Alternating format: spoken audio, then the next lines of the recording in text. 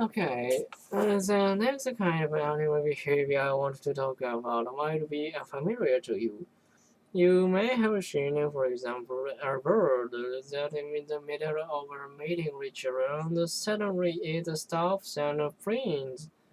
It takes a few minutes to strength to fade and return to the mating ritual. This kind of behavior, this doing something that seems completely out of place, is what we call a displacement activity. Displacement activities are the activities that engage in the conflicting drives. If we take a example from a minute ago, if the bird is afraid of its mate, is conflicted, it wants to mate, but it's also afraid and wants to run away. So instead, it starts grooming itself. So the displacement activity, the grooming, the strangeness, irrelevant behavior. So, what do you think another example of a displacement activity might be? How about an animal that instead of fighting its enemy or running away, it attacks a plant or a bush? That's really good suggestion, Carl, but that's called redirecting. The animal is redirecting its behavior to another object. In this case, the plant or the bush. But that's not an irrelevant or inappropriate behavior. The behavior makes sense. It's appropriate under the circumstances, but what doesn't make sense is the object directed towards. Okay, who else? Cow? I think I read in another class about an experiment where an object that the animal was afraid of was put next to its food, next to the animal's food. And the animal, it was conflicted between confronting the object and eating the food. So instead, it just fell asleep, like that. That's exactly what I mean.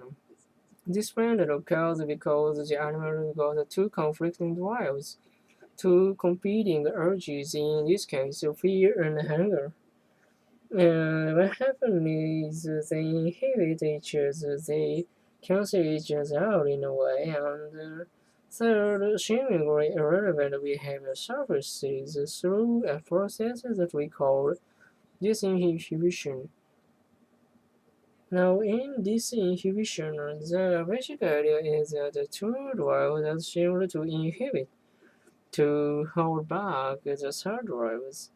Well, they're getting in a way of each other in a conflict situation and somehow lose control, lose their inhibiting effect on the third behavior, which means that the third drive surfaces that gets expressed in the animal's behavior. Now, these different activities can include feeding, drinking, grooming, even sleeping. These are what we call comfort behavior. So, why do you think these family activities are so often comfort behaviors, such as grooming? Maybe because it's easy for them to do. I mean, grooming is like one of the most accessible things anyone can do. It's something they do all the time. Well, it's here, and yeah, that's all about it in order to work. When food is right in front of the face, they don't have to think very much about those behaviors. Professor, is it possible that animals groom because they've got messed up a little from fighting or mating? You have heard of it that they get ruffled and animals fur. Maybe it's not so strange for them to stop and tidy themselves up at that point.